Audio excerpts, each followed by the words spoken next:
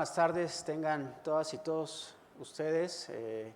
Vamos a retomar la charla de ayer, ahora con el capítulo especial o el apartado especial de la Ley de Amparo que establece sobre lo relativo sobre la suspensión en materia de amparo penal, a efecto de ver cuáles son los casos típicos por los cuales se puede solicitar la suspensión, qué determinado actos y cuáles serán los efectos de la medida cautelar, también en contraste con pues, los nuevos criterios de los plenos regionales al respecto, particularmente en prisión preventiva oficiosa.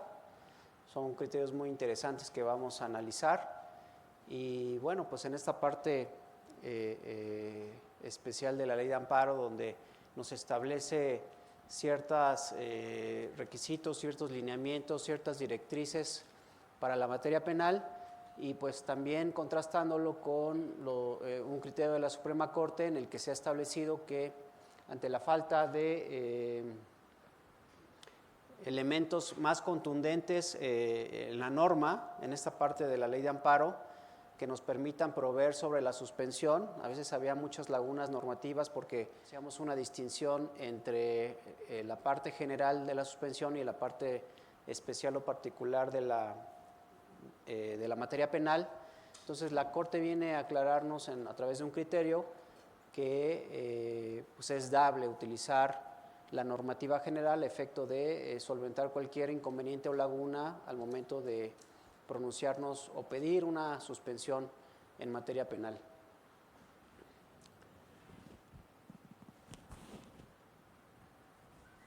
Como les comentaba, la Ley de Amparo incluye un apartado especial cuando se trata de la procedencia de la suspensión del acto en materia penal. Sin embargo, ante la ausencia de algún supuesto no previsto en esta parte, pues serán aplicables las reglas genéricas de la suspensión del acto.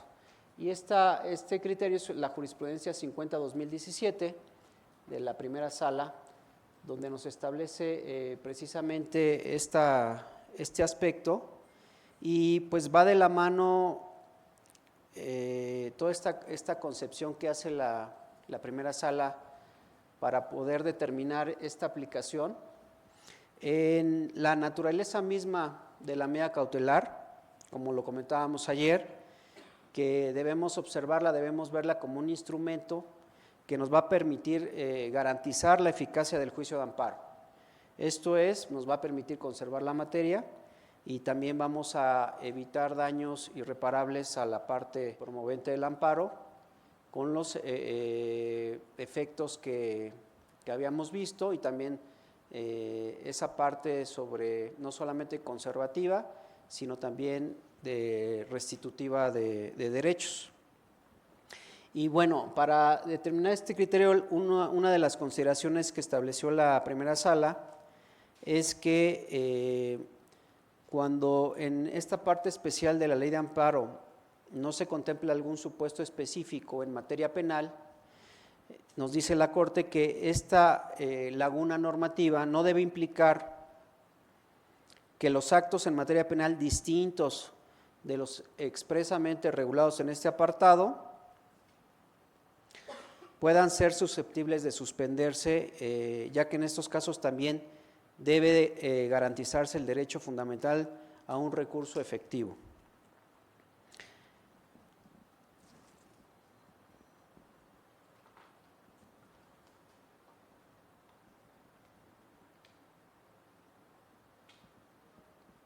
La siguiente, por favor.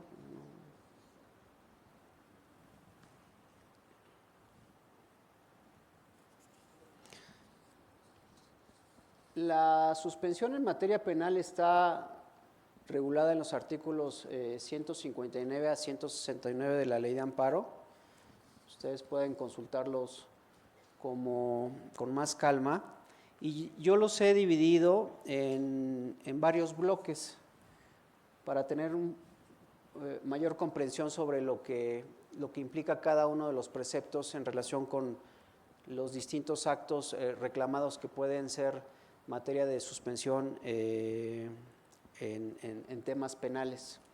Y bueno, tenemos un primer bloque que yo lo denominé competencia auxiliar, que esto se establece en el artículo 159 y que tiene que estar relacionado con un tópico que ayer también platicamos sobre la competencia auxiliar. Digo, en el tema de ayer fue sobre cuando una autoridad es incompetente legalmente, jurisdiccional, y entonces qué tiene que hacer ante determinados actos que son reclamados, los previstos en el 15 de la Ley de Amparo y también en el 22 constitucional, pues tiene que pronunciarse sobre la suspensión de plano y de oficio, aun cuando no haya admitido la demanda.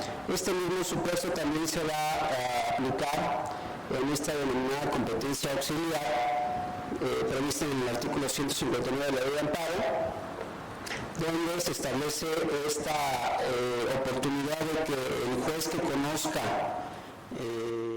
de la presentación de la y analice los actos reclamados pueda determinar lo conducente sobre la suspensión. ¿Qué casos pueden y qué reglas se pueden seguir al respecto? Pues básicamente cuando en los lugares donde no encontremos a un juez de distrito, donde no resida un juez de distrito, podrá conocer un juez de primera instancia bajo esta competencia auxiliar y podrá pronunciarse sobre el tema de la suspensión cuando se trate suspensión de oficio y de plano, cuando se trate de alguno de los actos previstos en el 15 de la Ley de Amparo y el 22, y tiene por efecto que las cosas se mantengan en el estado en que se encuentren, si no se ha ejecutado el acto, o en su caso se ponga, si ya se ejecutó, si ya se detuvo a una persona, pues se ponga en inmediata libertad a la parte promovente o a disposición del Ministerio Público. E inmediatamente después de que se consiga esta determinación y se lleve a cabo los actos atinentes al cumplimiento de esta resolución judicial, se remitirán las constancias al juez de distrito competente y bueno, pues se conservará ahí un cuaderno también duplicado para efecto de proveer alguna otra cuestión sobre el tema de la suspensión. La siguiente, por favor.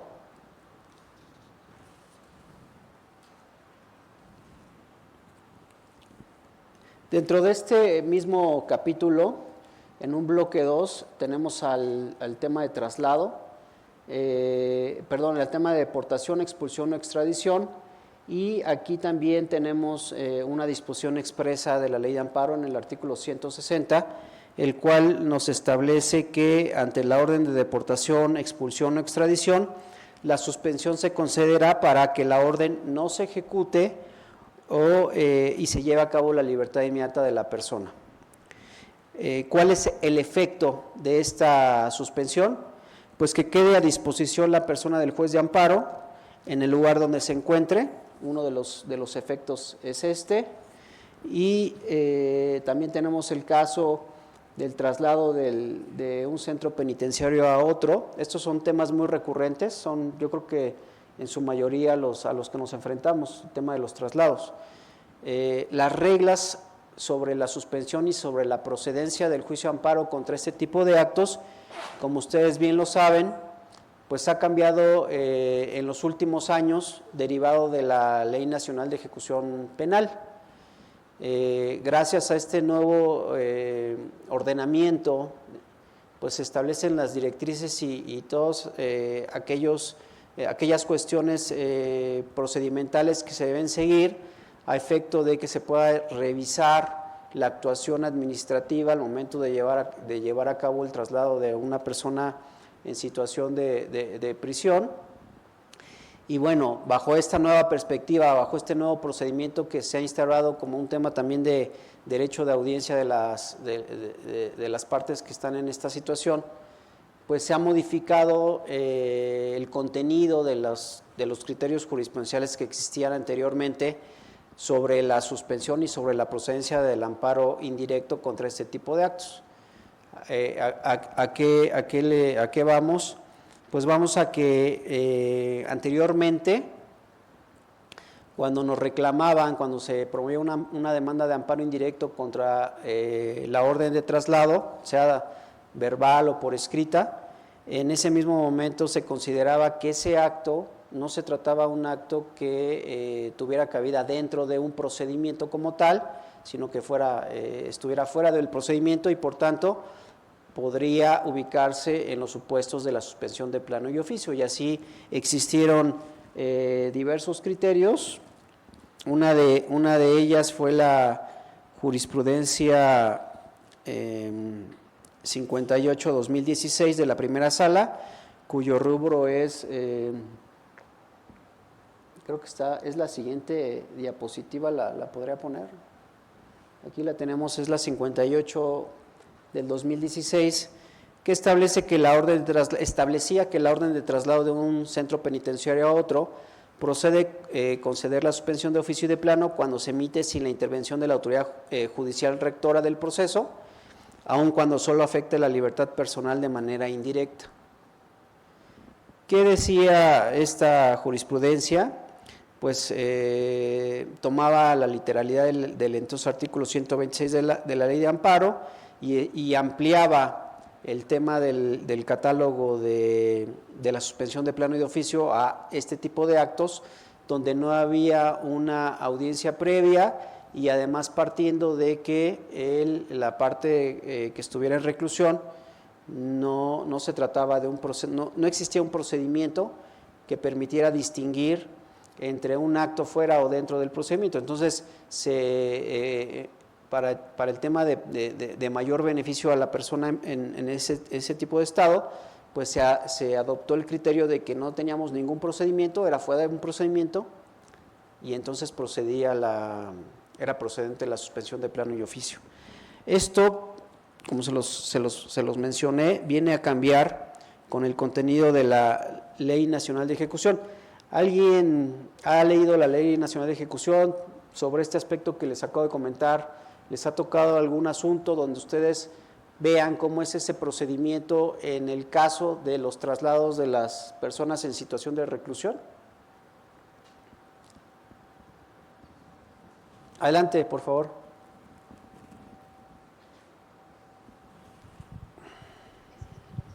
Sí, buenas tardes. Sí me ha tocado un asunto en donde una persona ya está con acusación en etapa intermedia y ahí la medida cautelar es prisión justificada. Y también en el Estado de México tiene 2 sentencias y ella se encontraba en el Ceferezo 16, posteriormente hace una solicitud de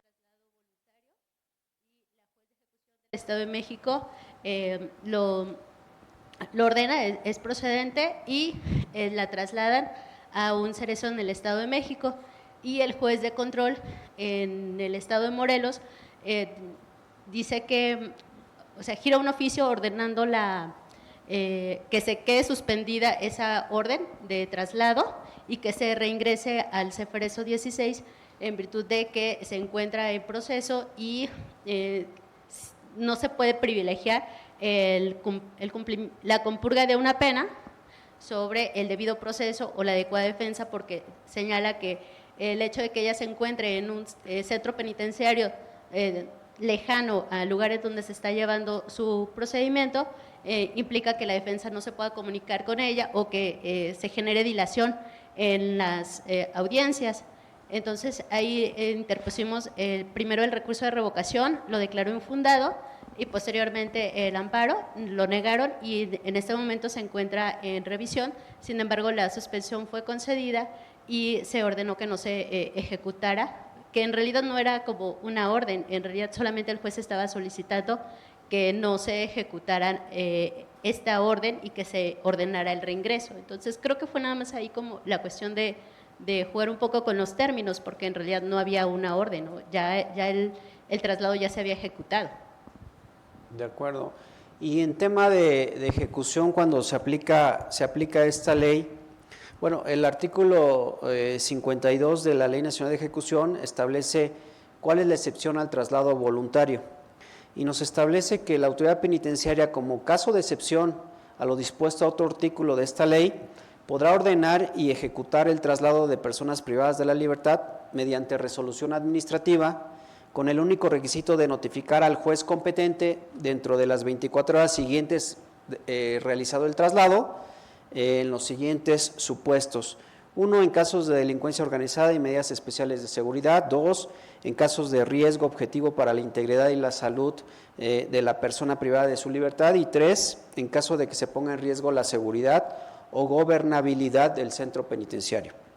Y nos dice la ley que en todos estos supuestos de traslado sin autorización previa, conforme a la Ley Nacional de Ejecución, todos los traslados ahora tienen que tener una determinación previamente emitida al traslado.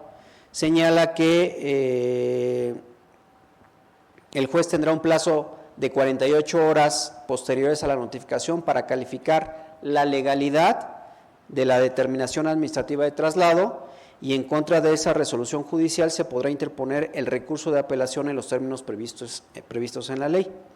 Entonces, ¿qué interpretó la Suprema Corte en esta jurisprudencia?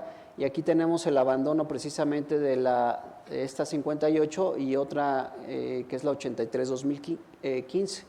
¿Qué reinterpretó? Pues reinterpretó el tema de los traslados y tuvo un ingrediente adicional para el cambio de criterio, que fue considerar como este precepto, el precepto 52, como un elemento determinante para establecer que ahora ya se cuenta con un procedimiento y que ese procedimiento cambia la naturaleza tanto de los términos para promover el amparo como también para el tema de la suspensión. Ahora ya no será una suspensión de plano porque tenemos ya este acto que fue dentro de un procedimiento y que además, conforme a esta Ley Nacional de Ejecución Penal, tenemos un procedimiento ad hoc que puede solventar cualquier violación de derechos. Es muy interesante estos criterios que anteriormente se aplicaban para la mayoría de los casos. Siempre cuando había un traslado, pues podía solicitarse la suspensión de plano y de oficio para detenerlo y restituir al quejoso en el goce del derecho. Adelante. Precisamente antes era el tema del derecho de audiencia, ¿no? El anterior procedimiento no lo contemplaba y ahora, aunque sea después de que ya se cumplió el traslado, se respeta el derecho de audiencia de la persona privada, y por eso ya tendría que agotarse primero toda la vía recursiva para poder acudir al juicio de amparo, si no me equivoco, ¿no? Sí, exacto, que no se tenía una facultad, digamos, discrecional. La discrecionalidad no significa ilegalidad, sino se tiene que justificar también, aunque sea un acto emitido por la autoridad administrativa penitenciaria en ese momento. Ahora han cambiado las reglas conforme al nuevo modelo de ejecución penal en nuestro sistema jurídico, pero por eso se tenía esta herramienta, este elemento jurisprudencial, donde nos permitía hacer este tipo de solicitudes al juez de distrito, derivado de pues el constante cambio en el traslado, en la ubicación de las personas que estaban en situación de cumplir una sentencia o en un tema de prisión preventiva. Entonces, este criterio pues ahora cambia, derivado, como lo dijo el compañero, de la nueva concepción que se tiene en los traslados, que ya se cuenta con una garantía de audiencia, es decir, que ya tenemos un traslado por caso urgente de una autoridad administrativa, y ese traslado se tendría que revisar posteriormente por la autoridad judicial que tenga competencia para ello. Cuando se debatió este criterio en la primera sala, nos cuestionábamos también cuál era, en dado caso que pasara inadvertido totalmente para cualquiera el tema de este control posterior ex post sobre el traslado, y que tampoco se interpusiera algún recurso o medio de defensa ordinario contra este traslado una vez que ya se había consumado. ¿Qué pasaría con esa persona que estuviera ya trasladado, estuviera en otro lugar, sin que se contara con estas garantías del artículo 52?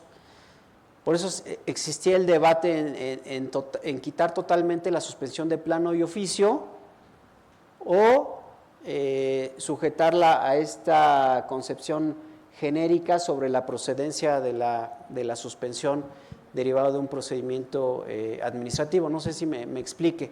¿Qué pasaría si nadie se da cuenta? Trasladan a las personas a otro lugar y ahí se quedan las personas, nadie sabe. No pueden alegar nada, no pueden interponer nada, se olvida todo el mundo de ellos.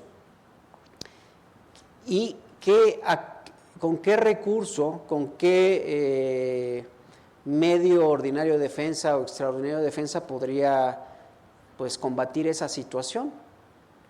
Después de una semana, después de 10 días, después de mucho tiempo. Y lo que nosotros se planteaba pues es que la suspensión de plano tiene un efecto inmediato.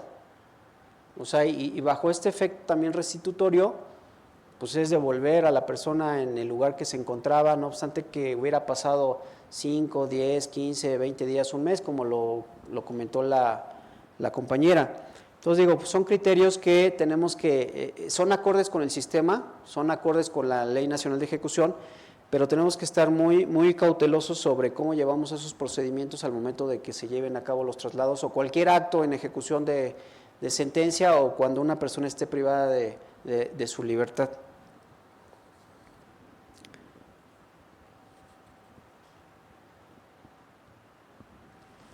Adelante, por favor, la siguiente.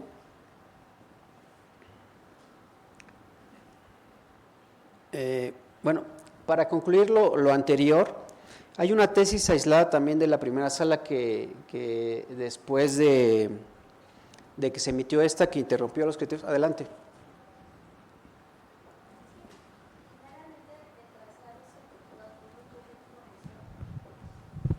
Sí, gracias. Generalmente los traslados se hacen por temas de medidas de seguridad, pero a criterio de la autoridad penitenciaria.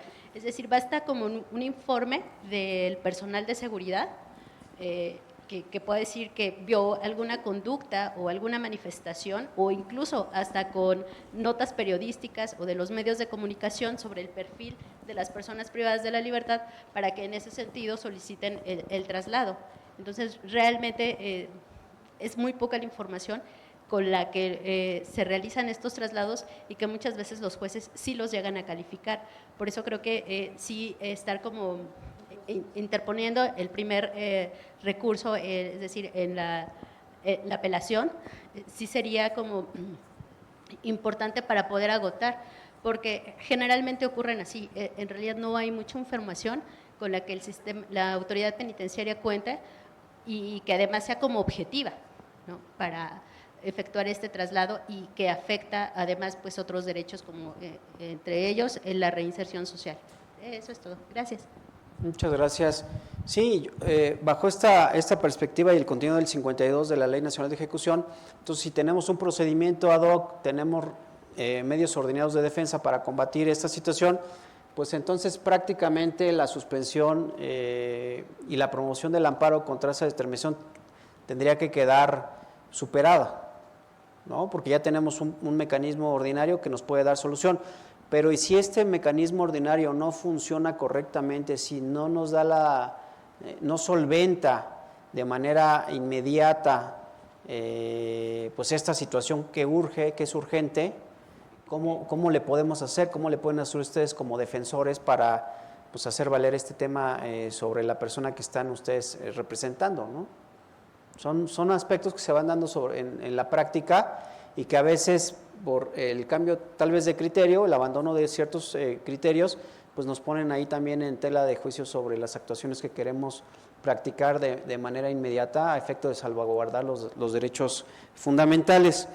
Y bueno, para concluir este tema, la siguiente tesis que se emitió, esta fue de 2016 y la siguiente es de 2021, es una tesis aislada y dice que la orden de traslado de un centro penitenciario a otro sin intervención judicial previa, es decir, que lo ordene la autoridad administrativa bajo estos supuestos de peligro, de ingobernabilidad del centro penitenciario o el riesgo que el propio recluso corre, dice que al contar con una regulación específica en la Ley Nacional de Ejecución Penal, constituye un acto dictado dentro del procedimiento, o sea, ya lo considera procedimiento, al que le es aplicable el plazo genérico de 15 días para la presentación de la demanda de amparo indirecto. Aquí viene todavía a poner un ingrediente adicional, porque anteriormente no se tenía un plazo. Podría ser en cualquier tiempo, en cualquier momento promover el amparo. Ahora se está estableciendo el plazo de 15 días para para combatir este tipo de actos.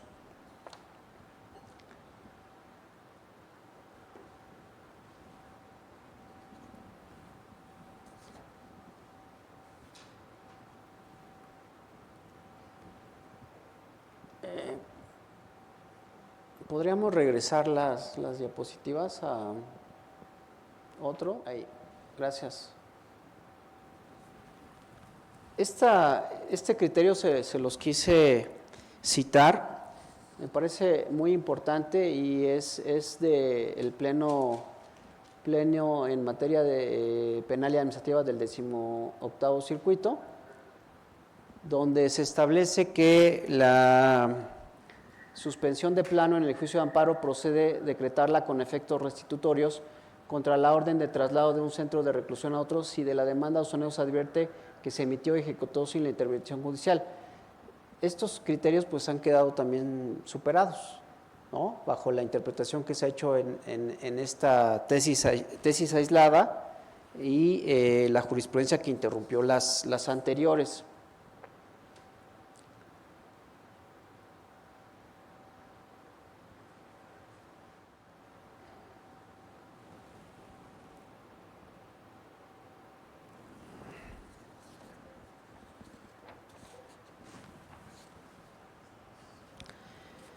Tenemos otra tesis importante. Esta tesis es del pleno de otro pleno del 17º circuito, que dice: juicio de amparo indirecto procede contra la omisión o negativa de prestar servicio médico o atención médica a personas privadas de su libertad sin agotar previamente el mecanismo de control previsto en la Ley Nacional de Ejecución Penal cuando se comprometa gravemente su dignidad e integridad personal al grado de equipararse a un tormento.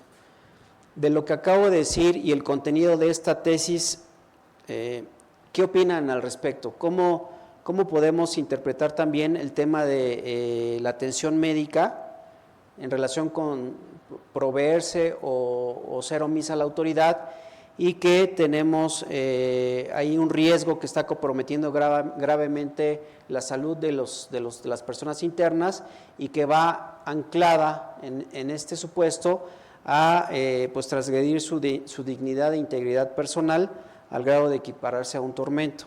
Aquí esta tesis llamó mi atención porque también tenemos un choque. Tendríamos un choque en el tema de la suspensión.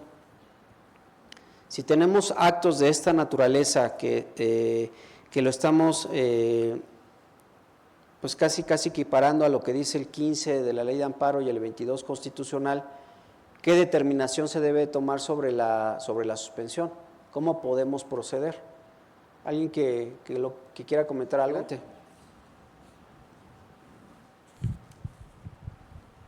Sí, yo creo que previo ir al juez de amparo, creo que la Ley Nacional de Ejecución Penal en su artículo 115 prevé esta por cuestiones de internamiento, donde el juez de ejecución yo creo que puede fungir como juez constitucional y ordenar la suspensión para el cese de los actos.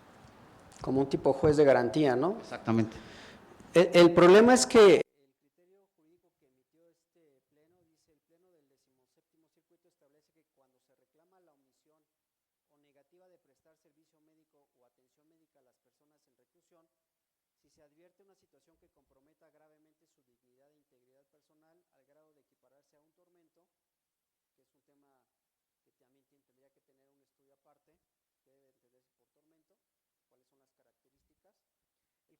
resulta procedente de manera excepcional sin agotar el procedimiento previsto en la Ley Nacional de Ejecución Penal por tratarse de un acto de los prohibidos por el artículo 22. Entonces, no vamos a aplicar este procedimiento tratándose de esos actos, y por consecuencia, si lo está equiparando a actos prohibidos por el 22, tendría que ser una suspensión de plano y oficio. Entonces, a lo que voy es, tenemos que tener mucho cuidado en el tema de suspensión en materia penal. No todo está dicho, hay que ir caso a caso y también revisando los criterios que se van emitiendo por las instancias competentes para fijar los criterios aplicables. La siguiente, por favor. No, nada más hay una pregunta. Entonces, entendería yo que cuando tenemos alguna cuestión de salud equiparada de lo que hace referencia, podría irme al amparo indirecto, porque justo la ley de ejecución señala que previo a poder nosotros acudir ante el juez de amparo, tenemos que agotar la controversia administrativa para que sea el juez de ejecución quien determine las cuestiones de salud propiamente, aludiendo justo al artículo 4 constitucional. Entonces, nosotros lo que hacemos como defensores es siempre acudir de primer momento a esa controversia que se realiza en materia administrativa para que sea el juez de ejecución quien resuelva esta controversia. Pero con este criterio, entonces, entiendo que yo puedo interponer el amparo indirecto atendiendo a este, como señala usted, caso en particular respecto a esa cuestión de salud. Sí, así, básicamente así lo estableció el Pleno, haciendo esta distinción importante entre cuál es la naturaleza del acto que se está reclamando a través del amparo.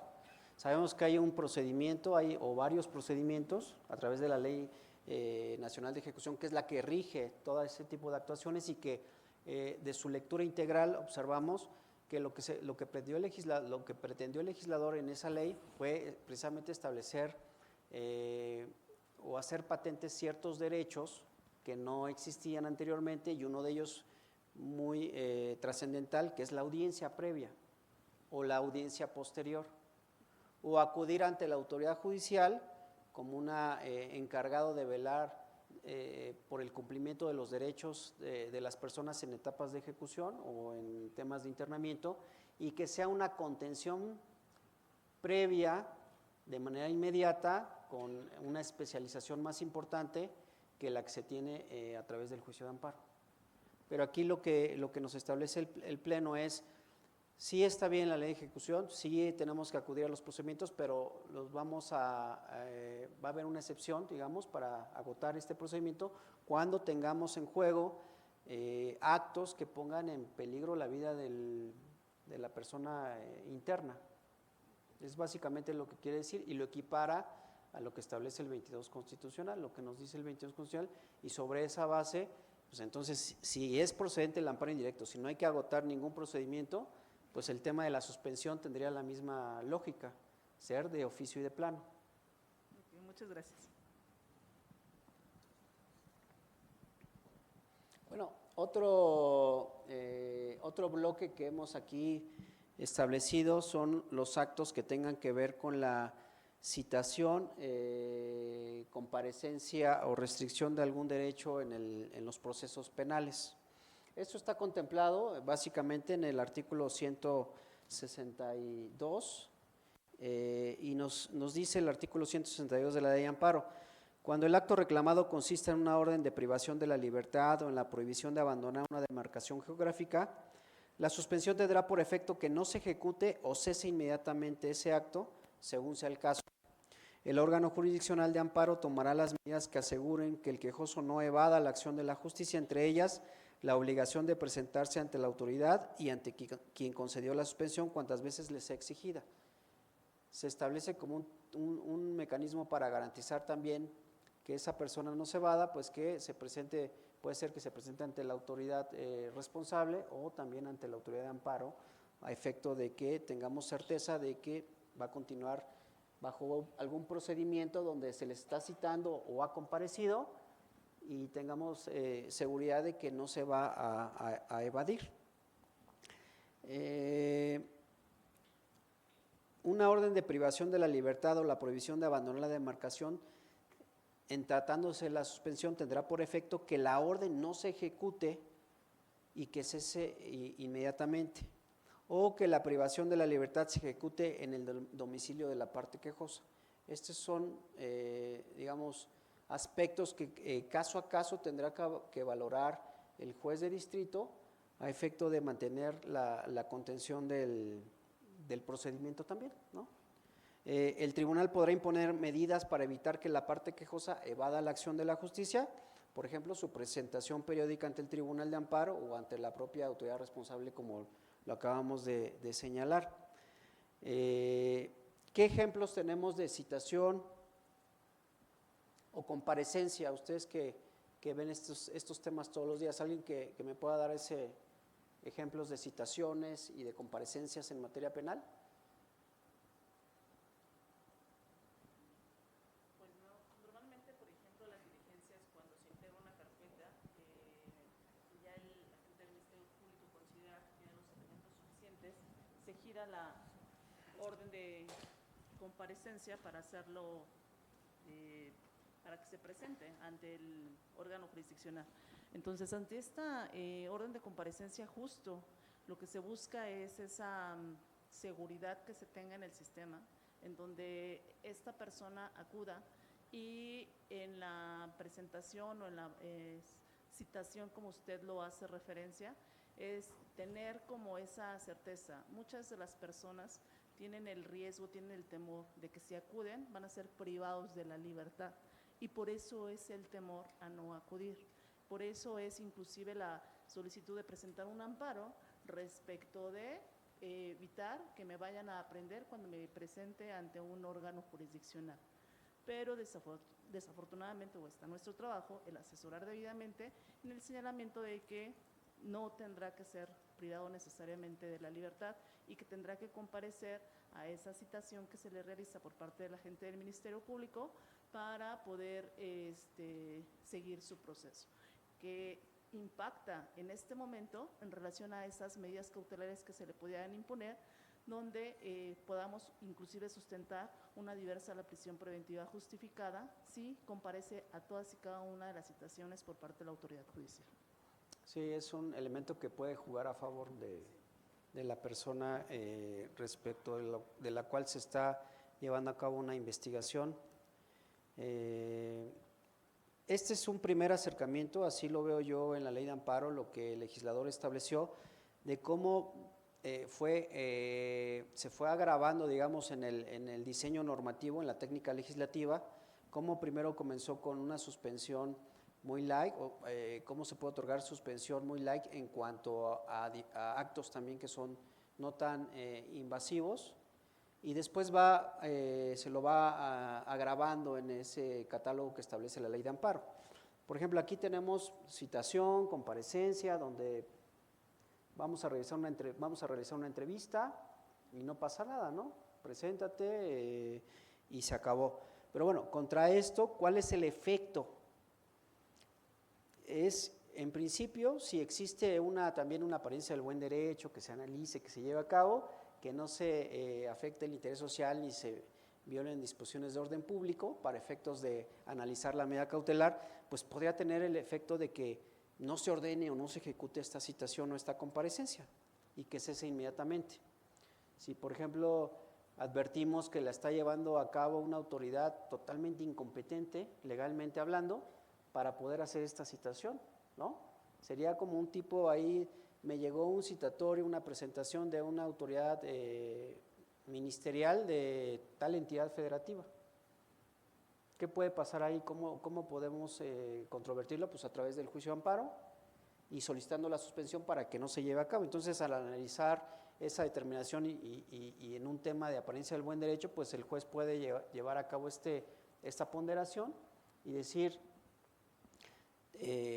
yo determino que no cumple esa orden con temas de debido proceso y de legalidad que sean atinentes a la situación concreta, y entonces ordeno que no se ejecute, que no se lleve a cabo, no hagas caso, que te lo hagan por la vía correspondiente, y entonces ese puede ser un efecto que yo entiendo de lo que estableció el legislador en la ley de amparo.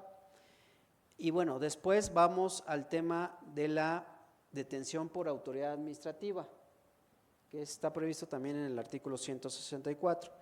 Y dice, cuando el acto reclamado consiste en la detención del quejoso efectuada por autoridades administrativas distintas al Ministerio Público en relación con la comisión de un delito, se ordenará que sin demora cese la detención poniéndolo en libertad o a disposición del Ministerio Público. Estos temas de la suspensión y del amparo, pues los vemos en algunos programas administrativos, como el tema del caso del alcoholímetro, ¿no? Lo podemos ver, que es ahí muy recurrente, o en los estados también se tiene este programa, y entonces, ¿cómo se promueven estas demandas y cómo se solicita la suspensión? Decimos, fue detenido, quién sabe por quién, ¿no? Pero bueno, no es un tema penal, es un tema administrativo, y entonces se lleva a cabo por esta vía el tema de la suspensión. Pero yo creo que un poquito más allá, y justo comentaba con una compañera antes de iniciar la clase, por ejemplo, cuando a nosotros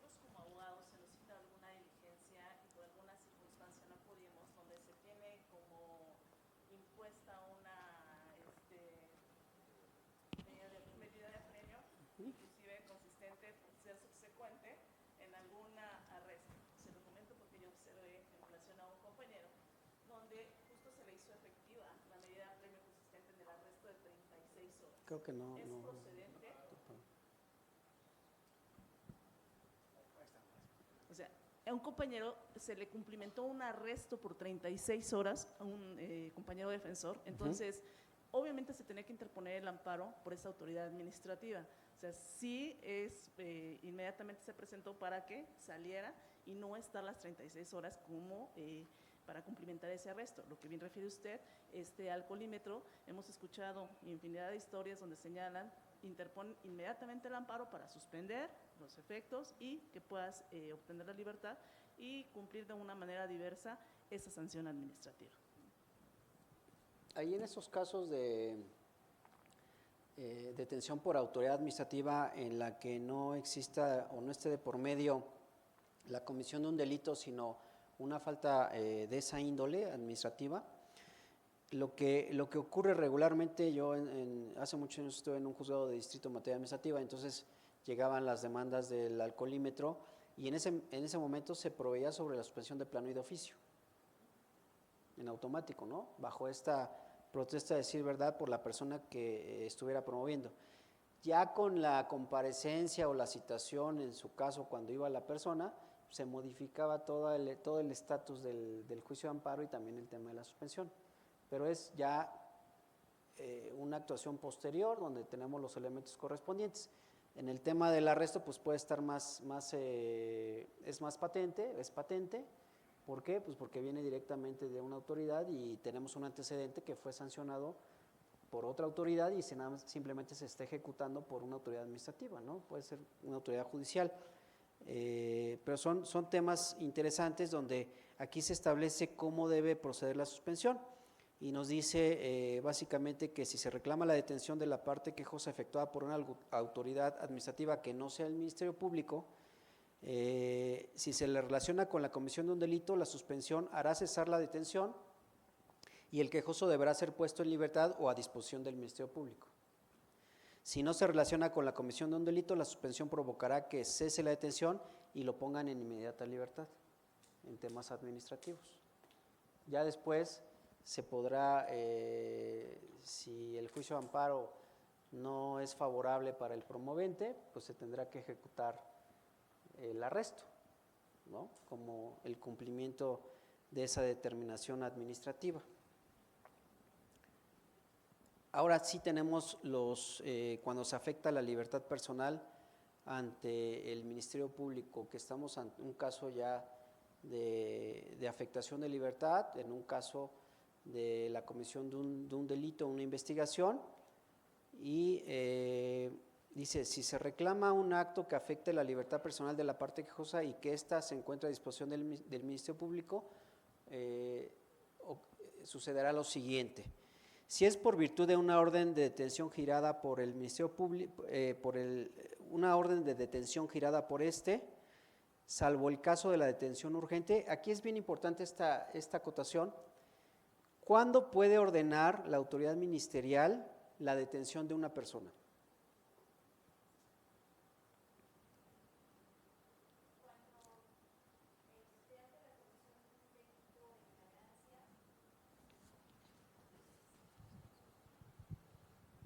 Gracias. Comentaba que cuando esté ante la comisión de un delito en flagrancia o también puede ser también caso urgente, ¿no? Y otra, pues una orden de aprehensión, ¿podría ser? Ahí entran otras reglas. Digo, en el caso de autoridad ministerial, cuando ordena una detención, lo que establece la Constitución es que lo debe hacer a través o justificarlo por el caso urgente como tal, cumpliendo los requisitos que establece la Constitución e inmediatamente lo debe poner a disposición de la autoridad judicial. Cuando nos enfrentamos a un caso donde el Ministerio Público señala que realizó esta detención bajo la figura del caso urgente, entonces aplican unas reglas para el tema de la suspensión. Y al respecto, ¿cuál es? se concederá para el efecto de que dentro del término de 48 horas o en un plazo de 96 horas, tratándose de delincuencia organizada, sea puesto en libertad, bueno, de 48 ordinario y 96 tratándose de delincuencia organizada, sea puesto en libertad o a disposición ante el órgano jurisdiccional correspondiente. Ese será el efecto de nuestra suspensión ante un caso de, un tema de caso urgente. Y también en un tema de flagrancia, detención por flagrancia. Que no exista una orden, sino que se haya detenido por otra autoridad, una autoridad policial o administrativa, y se haya puesto ante el Ministerio Público. Entonces, el efecto de la suspensión será ese, que se cumpla con el término constitucional para ponerlo a disposición de la autoridad judicial. Y bueno, en cualquier caso distinto y en la detención por caso urgente en los que el Ministerio Público restrinja la libertad, la suspensión quedará, la suspensión se concederá también, se puede conceder también a efecto de que sea puesto en inmediata libertad o a disposición del órgano jurisdiccional. ¿Por qué inmediata libertad? Estos supuestos se establecen en la ley de amparo. ¿Por qué existe la posibilidad de que se ponga en inmediata libertad tratándose de un caso por detención de caso urgente? ¿Qué les viene a la mente cuando relacionamos suspensión, caso urgente y libertad? Bueno, tenemos que acudir precisamente al análisis que hemos dicho el día de ayer sobre cómo debemos de llevar a cabo esta ponderación de la apariencia del buen derecho, que no se transgreda el interés social y no se violen disposiciones de orden público. Puede acontecer, y yo lo entiendo así de la ley de amparo, de lo que estableció el legislador, que aunque sea una detención por caso urgente, como lo acaba de señalar la compañera, pues al momento de analizarla por parte del juez en el tema de la suspensión pueda advertir que pues existe la apariencia del buen derecho de que ese caso urgente no está tampoco justificado. Y ante esa situación el juez no puede determinar, bueno, no está justificado el caso urgente, pero mi obligación es ponerte a disposición del juez correspondiente. Perdón, en ese entendido, antes de entrar en vigor el sistema acusatorio, muchas de las detenciones que se llevaban a cabo se hacían a través de este caso urgente. Y efectivamente, una vez que cambia este sistema, el sistema inquisitivo al sistema acusatorio adversarial, se desprende que no se acreditan todos los elementos que pretende justificar el agente del Ministerio Público como caso urgente, en el entendido que actualmente tenemos jueces que trabajan las 24 horas para cumplir solicitud de órdenes de aprehensión para colmar todos los requisitos, y que es lo que no podría justificar en este caso la autoridad para poder sustentar su detención en un caso urgente, atendiendo, sí, como lo refiere usted, en relación a esta detención en flagrancia, como lo establece el artículo 16 constitucional, o inclusive a través de esta orden de aprehensión por un mandamiento cuando ya se consideren que están cubiertos todos los requisitos y que existe la probable responsabilidad, la probable comisión de un hecho delictivo.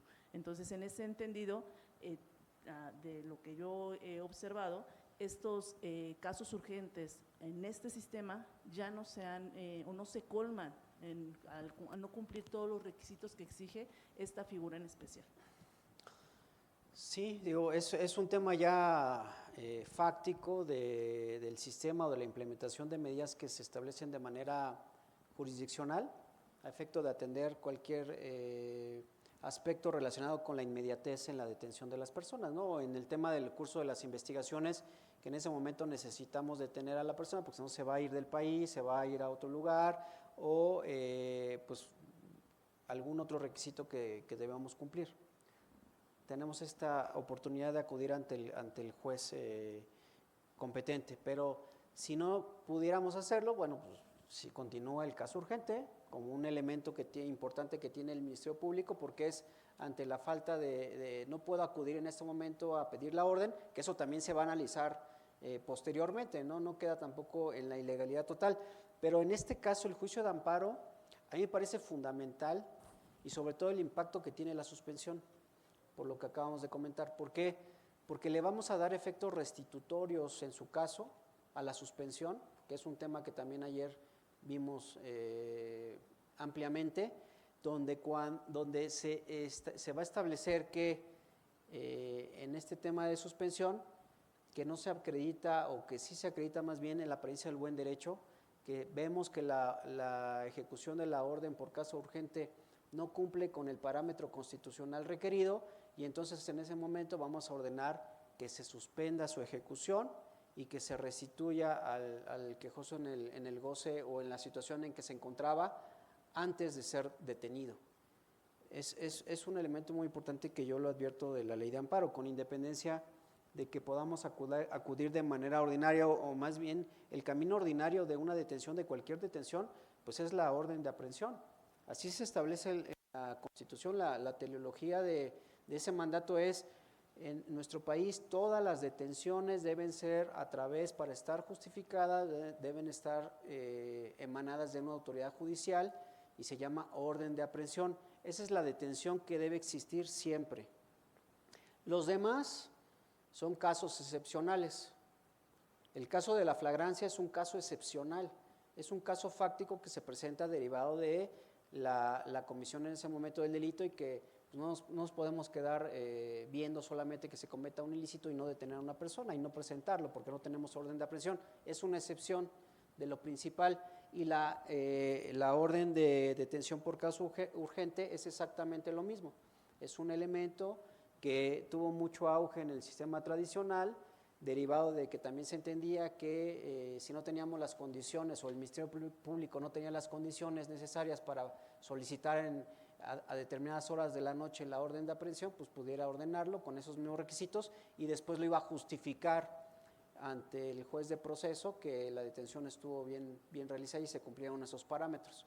Con el sistema acusatorio adversarial pues han cambiado las reglas, se ha dado mayor dinamismo y mayor protagonismo al juez, donde de manera prioritaria pues puede tomar las determinaciones correspondientes a efecto de que en audiencia, en inmediación y demás, pues podamos controlar todos esos actos y que no trasciendan en el tiempo y que generen una mayor afectación a la persona que es detenida. Entonces, es un tema importante que ahí está en la ley de amparo, que se puede utilizar, ustedes lo pueden utilizar en el caso de estas órdenes de detención por caso urgente. Y bueno, también trayendo el pasado a este presente, pues las famosas órdenes de búsqueda, presentación y localización, que también era un tema muy recurrente, que era como más light para la autoridad ministerial, donde bueno, no voy a emitir una orden de caso urgente porque no tengo los elementos, pero sí hay que traerla a la persona, hay que buscarla, identificarla y también presentarla ante la autoridad ministerial para que se lleve a cabo alguna comparecencia, alguna entrevista.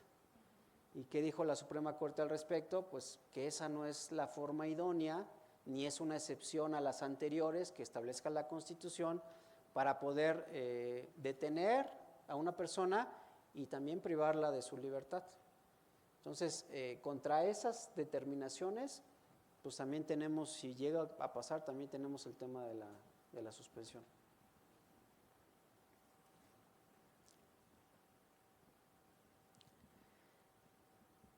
En cuanto, ¿puede avanzar, por favor?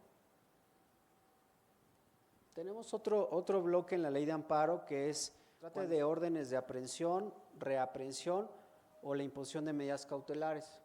Aquí básicamente lo que se establece es que si se reclaman de actos dictados en un procedimiento penal, ya estamos en un procedimiento penal ahora, ya no estamos fuera, ya tampoco estamos ante la etapa de investigación inicial, y que afecten la libertad personal, como son estas medidas, la suspensión debe proceder para el efecto de que en todo caso el quejoso quede a disposición del Tribunal de Amparo en cuanto a su libertad personal, pero a disposición en lo restante del juez que deba juzgarla. ¿Qué piensan ustedes sobre el alcance tan acotado de la suspensión aquí en este apartado que nos establece la ley de amparo? O sea, básicamente, y eso es un cuestionamiento que nos hemos hecho durante mucho tiempo, donde decimos, bueno, si la orden de aprehensión viene de la autoridad judicial, pues ya no hay nada que hacer básicamente en temas de suspensión. Ahí se acabó, o sea, ya ¿cuál es el efecto? El efecto que se puede dar es que quede a disposición del Tribunal de Amparo en cuanto a su libertad personal, una ficción, y en lo físico quede, se ponga a disposición de la autoridad ordinaria o penal. Si se trata de delitos de prisión preventiva oficiosa, la suspensión solo tiene por efecto que la parte quejosa quede en cuanto a su libertad personal a disposición del Tribunal de Amparo, en lugar de que, y a disposición en lo restante de la autoridad a quien corresponda conocer del procedimiento penal. Si se trata de delitos que no impliquen prisión preventiva oficiosa, si la parte quejosa está en libertad, la suspensión impedirá que la detengan, pero la someterá a medidas de aseguramiento para que no evada la acción de la justicia y pueda ser devuelta a la autoridad para la continuación del procedimiento penal si se niega el amparo. Y en este apartado, en el supuesto 2, dice, si la parte quejosa ya se encuentra detenida, la orden de autoridad competente, por orden de autoridad competente, si el Ministerio Público solicita la prisión preventiva para garantizar la comparecencia del ocupado, el desarrollo de la investigación o la protección de las víctimas, o si la parte quejosa ya ha sido sentenciada por la comisión de un delito doloso y el juez ordena la prisión preventiva, la suspensión solo producirá que la parte quejosa quede a disposición del Tribunal de Amparo, por lo que hace a su libertad personal, en lugar que éste designe. Entonces, básicamente aquí está todo dicho, derivado de que ya hubo un control judicial, ya se emitió esa determinación, pero bueno, un tema muy importante que lo platiqué con el maestro Alexis, es lo relativo a la suspensión respecto de la prisión preventiva, que es un tema que está de moda, ¿no? ¿Qué piensan ustedes al respecto después de lo que dice la ley de amparo? Y básicamente el precepto que regula esto es el artículo 166, fracción primera. ¿Qué piensan sobre el tema cuando se emite la medida cautelar más importante que tiene nuestro sistema penal, que es la prisión preventiva oficiosa, la más invasiva de todas?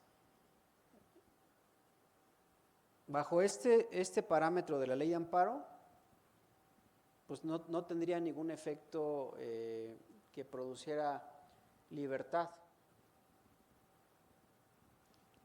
¿Han revisado ustedes los últimos criterios al respecto? Efectivamente, como usted lo refiere, yo creo que lo que está en auge en este momento, escuchando la inconvencionalidad del artículo 19 constitucional, lo que nos hemos abocado es a solicitar justo,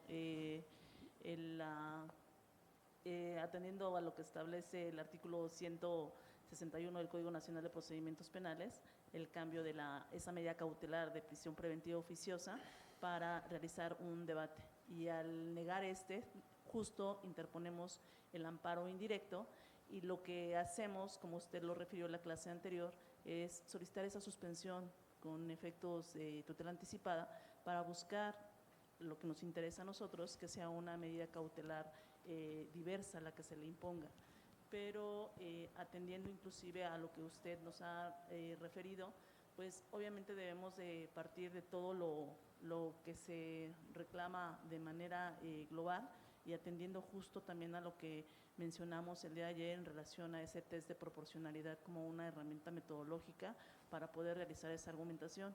Al menos esa solicitud se realiza normalmente ante el juez de control, se realiza ese debate para buscar que se imponga una medida cautelar menos lesiva a esa prisión preventiva justificada, atendiendo a ese escrutinio judicial elevado que tiene que realizar el órgano jurisdiccional para poder imponer esa medida. Se han obtenido casos favorables en donde se ha cambiado esa medida cautelar atendiendo a estas herramientas metodológicas, y en amparo inclusive se han concedido amparos a efecto de que sea el propio juez de control quien realice esta revisión en ese escrutinio judicial elevado. Muy bien. ¿Alguien más? Adelante, por favor, adelante. Bueno, evidentemente si atendemos a lo que dice el 166 de la propia ley de amparo, pues pensaríamos que no tiene ningún sentido, ¿verdad?, solicitar la suspensión tratándose de delitos de prisión preventiva oficiosa, pero atendiendo a los nuevos criterios y tomando en consideración que ya se estableció la inconvencionalidad de esta figura, tendríamos que tomar en cuenta primero el efecto restitutorio o la tutela anticipada, ¿no?, de la suspensión del acto reclamado, y en segundo lugar lo que se establece respecto de la suspensión en casos de la prisión, de cuando se trata de delitos que no son de prisión preventiva oficiosa. La propia ley de amparo ya establecía que cuando se trataba de delitos que no eran de prisión preventiva oficiosa, el efecto de la suspensión era precisamente acudir a audiencia y que se impusiera una medida cautelar diversa a la prisión preventiva. Entonces, creo que eso sería un punto muy importante que se tendría que tomar en cuenta en la suspensión. ¿Para qué? Para que tuviera que ser el propio juez de amparo el que se pronunciara respecto de la medida cautelar y que no tuviéramos que caer en lo mismo de, pues te concedo la suspensión para que vayas a una audiencia y tenga que ser el juez de control el que se pronuncie previo a un debate respecto de la medida cautelar que se te tiene que imponer. Porque si partimos de lo que ya se establecía en torno a la suspensión en materia penal, pues ya ya se permitía que el propio juez de amparo en suspensión se pronunciara respecto de esto e incluso se inhibiera la imposición de una medida cautelar de prisión preventiva. Entonces, ya sumándolo al tema del efecto restitutorio, creo que el juez de amparo tendría esta posibilidad. Yo en lo particular ya he tenido únicamente 2 asuntos en donde el juez de amparo en suspensión le ha dicho, sí cita debate, pero prescinde de la prisión preventiva en cualquiera de sus modalidades. Sí, es que aquí tenemos varios ingredientes. Les voy a leer el artículo 166, que dice, cuando se trate de orden de aprehensión o reaprehensión o de medida cautelar que implique la privación de la libertad, dictadas por autoridad competente, es decir, autoridad judicial, se estará lo siguiente. 1, si se trata de delitos de prisión preventiva oficiosa, lo que yo les he dicho a lo largo de la clase de ayer y de hoy, que siempre tenemos que ver cuál es la naturaleza del acto que estamos reclamando y que respecto del cual solicitamos la suspensión. Eso es fundamental, es una parte muy importante para que se fije la litis, digámoslo así, en el incidente de suspensión o en la suspensión que se emite, en el tipo de suspensión. Entonces, si se trata de delitos de prisión preventiva oficiosa que se refiere el artículo 19 constitucional, la suspensión solo producirá el efecto de que el quejoso quede al órgano jurisdiccional de amparo en el lugar que éste señale respecto a su libertad, quedando a disposición de la autoridad a la que corresponda conocer del procedimiento penal para los efectos de su continuación. Y el segundo caso, que es el que comentó la compañera, si se trata de delitos que no impliquen prisión preventiva oficiosa, la suspensión producirá el efecto de que el quejoso no sea detenido bajo las medidas de aseguramiento que el órgano jurisdiccional de amparo estime necesarias a fin de que no evada la acción de la justicia y se presente al proceso penal para los efectos de su continuación y pueda ser devuelto a la autoridad responsable en caso de que no obtenga la protección de la justicia federal. Este es nuestro parámetro respecto al tema de la prisión preventiva oficiosa y también a la prisión preventiva justificada. Pero bueno, surgen varias dudas o surge un análisis muy importante. De estas jurisprudencias que se emitieron por el Pleno Regional, tenemos en primer plano que desde mi personal punto de vista se trata de hacer un tipo de reinterpretación, y lo comentaba con el maestro hace un rato, de la fracción primera del 166. En realidad tenemos una reinterpretación de esta hipótesis normativa.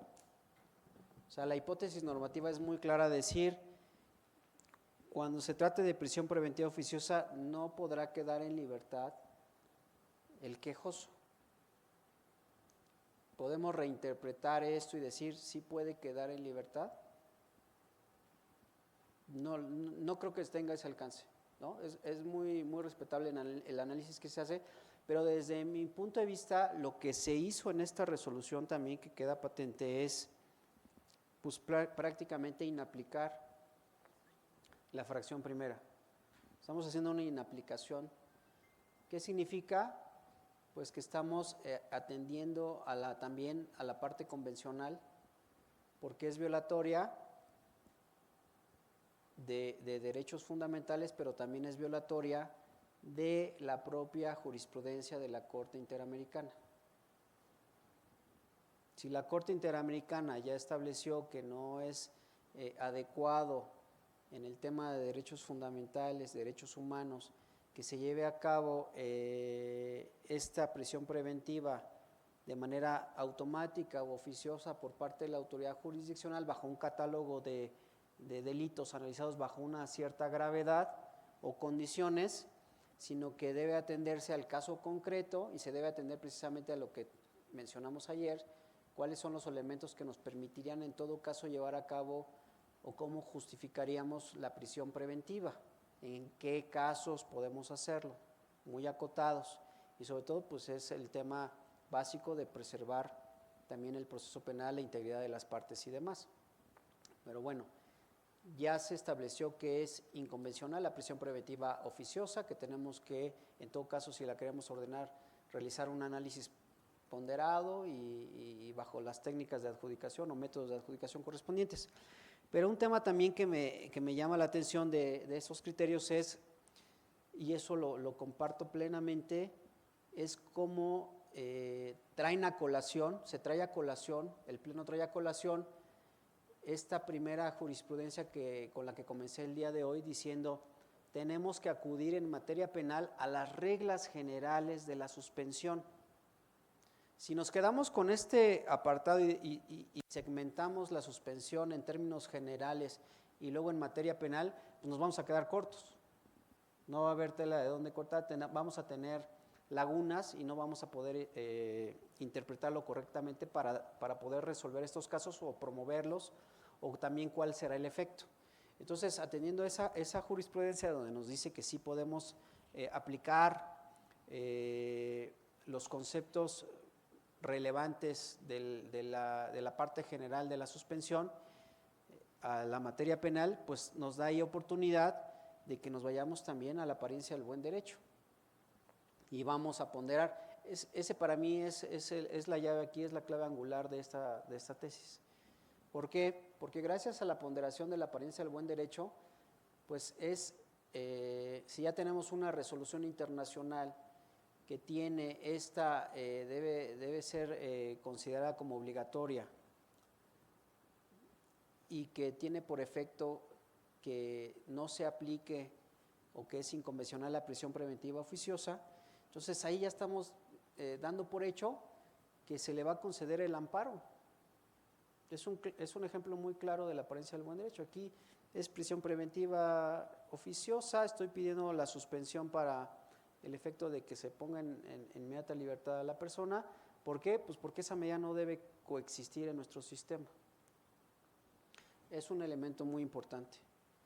Creo que esta es la parte donde impacta en mayor medida y a veces no lo veíamos con la misma claridad cuando analizamos algún criterio de la Corte Interamericana, pero aquí pues lo tenemos muy claro y lo tenemos también patente en el tema de la suspensión. Por eso se reinterpreta la fracción primera del 166 y se le da esta connotación de que uno de los efectos, y también para alinearnos a esa resolución internacional, es que se le ponga en libertad. Ahora viene otro problema. ¿Qué otro efecto debe dar el juez de amparo al decretar la suspensión? ¿O qué otros efectos puede dar? Para salvaguardar también el procedimiento, ¿no? Para garantizar también la comparecencia o la asistencia del quejoso en ese procedimiento, para no desatender el mandato judicial que ya lo está llevando al proceso porque está emitida esta orden.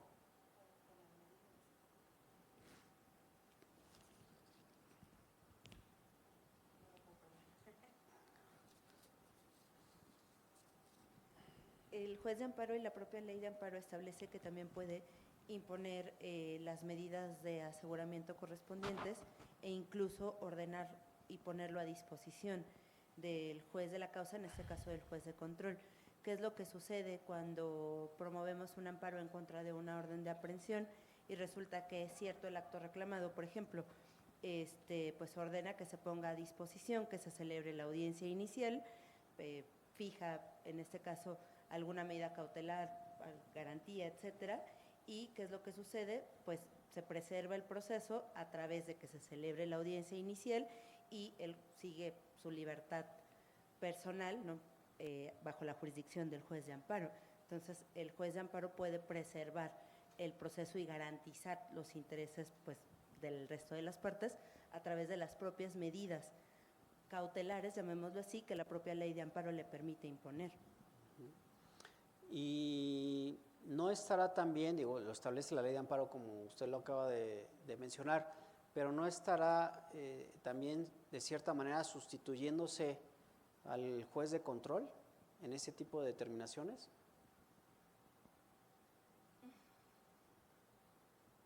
O sea, son temas que tal vez caso a caso se pueda analizar o sobre la marcha se puedan ver, pero hay que analizar muy bien cuál es el alcance o en qué forma el juez de amparo debe garantizar que se cumpla a cabalidad su suspensión sin que incurra en atribuciones que a él no le corresponden, ¿no? Porque puede ser que el juez de amparo emita una medida cautelar diversa, pero están establecidas en el Código Nacional, puede pronunciarse sobre las del Código Nacional o puede emitir otra bajo esta normativa de la ley de amparo para preservar que sí comparezca en el procedimiento y bajo qué circunstancias, y también si se alega en ese amparo, por ejemplo, que pues no se cumplirían estos elementos que hemos dicho para que se lleve a cabo una prisión preventiva justificada tampoco. Bueno, eso me parece que durante la marcha de el cumplimiento y ejecución de esos criterios, pues también van a llevar a poder analizar todas estas circunstancias al respecto. Perdón, pero es que luego lo que sucede es que precisamente los jueces de amparo no quieren imponer o no quieren establecer estas medidas que la propia ley de amparo les faculta, precisamente por el temor de invadir las funciones de los jueces de control, y lo que sucede es que no asumen jurisdicción y dicen, pues es que eso es jurisdicción del juez de control, y lo más que hacen es decir, bueno, pues sí, concedo la suspensión para que el juez de control se pronuncie, porque es su competencia, pero pido su opinión, no sé qué opina usted en torno a eso, porque caemos en el mismo círculo de que pues ellos se pueden pronunciar, no lo hacen, lo dejan a la jurisdicción del juez de control, y ¿qué sucede? Siguen imponiendo, ok, prescinde de la oficiosa, impongo la justificada, ¿no? Hablando de medida cautelar de prisión preventiva, por ejemplo. Sí, exacto. Pues este criterio es muy claro, o sea, dice, tienes que ponerlo en libertad, ¿no? Así se establece el criterio, tienes que ponerlo en libertad. Ya el tema de una medida cautelar diversa, adicional, o si es facultad del juez de amparo o es facultad del juez de control, es un tema distinto, pero lo que dice la jurisprudencia es, tienes que dejarlo en libertad.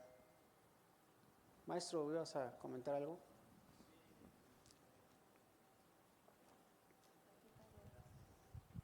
Bueno, sí, yo creo que la lógica de todo esto es que se parte de la premisa de que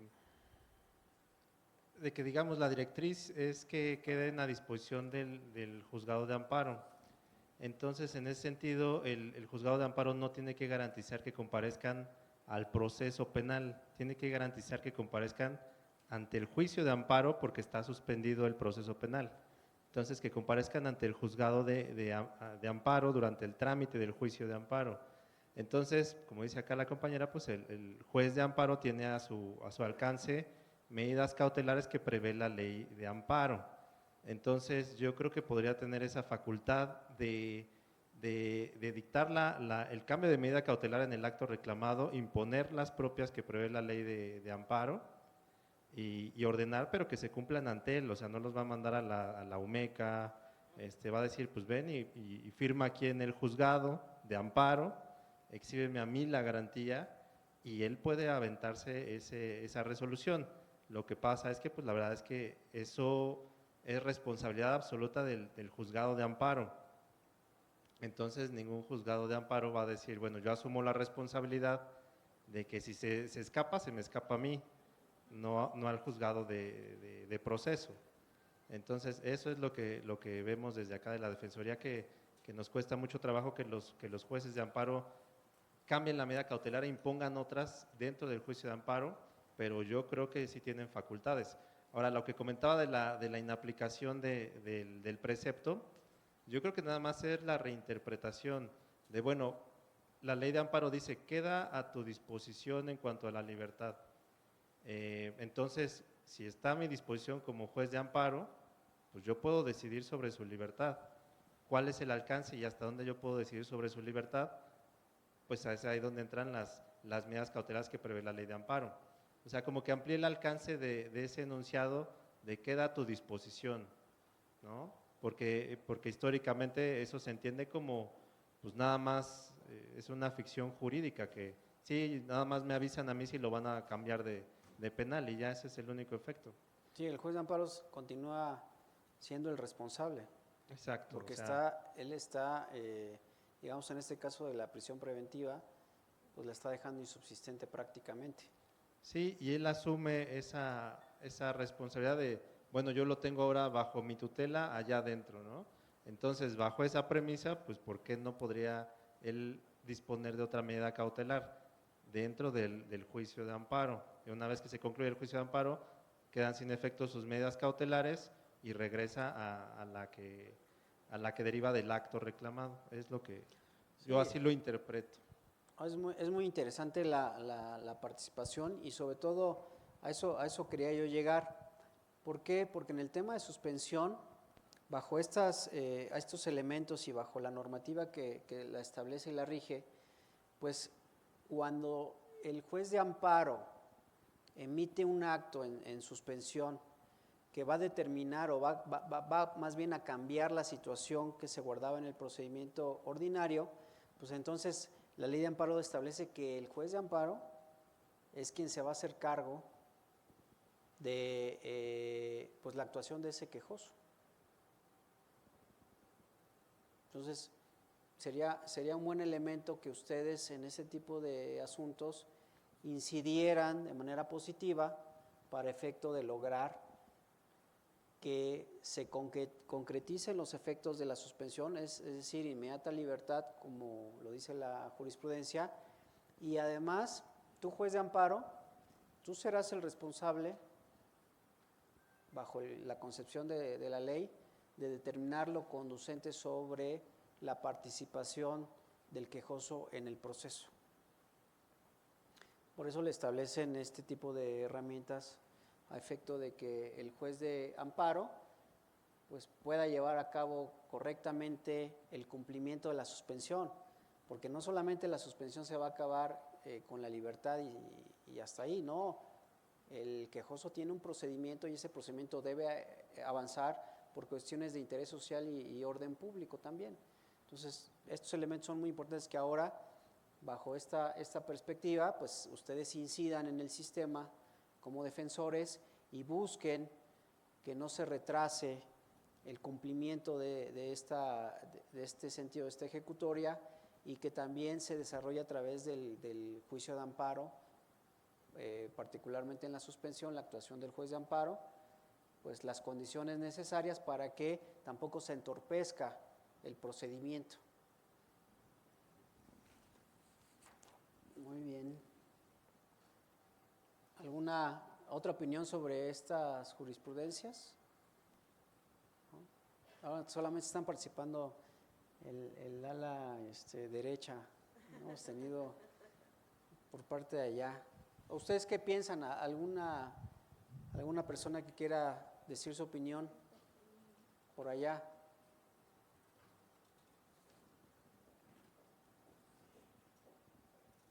A mí me dijo el maestro que eran muy participativos.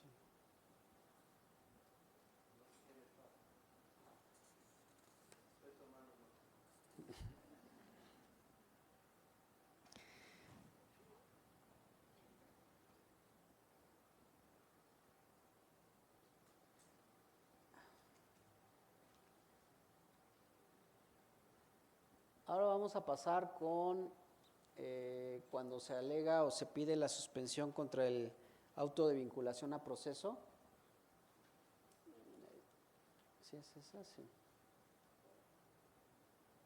Tenemos una tesis también por el Pleno Regional que dice suspensión del procedimiento penal adversarial y oral.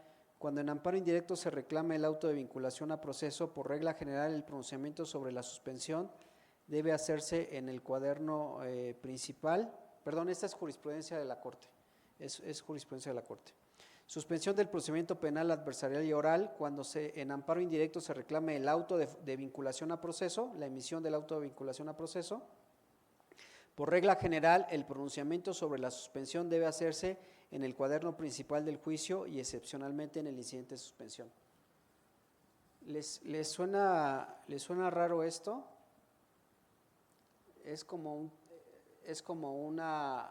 otro tipo de suspensión que no es la ordinaria que establece la ley de amparo. Ayer les comentaba que desde mi punto de vista, digo, si bien hay de oficio y a petición de parte, pues también hay una intermedia que es de oficio y vía incidental. Son como 3 suspensiones. Pero aquí esta tesis nos dice que puede haber la tramitación de una suspensión también distinta en materia penal cuando el acto reclamado es la vinculación a proceso. No acudir a la vinculación a proceso, sino ya cuando se emitió la vinculación a proceso, promovemos amparo indirecto contra alguna determinación que nos afecte y entonces dice la Corte, dice cuando se promueva la suspensión, su pronunciamiento deberá hacerse en el cuaderno principal del juicio y excepcionalmente en el incidente de suspensión. ¿Alguien me puede decir qué piensa al respecto o por qué se da este caso tan sui generis?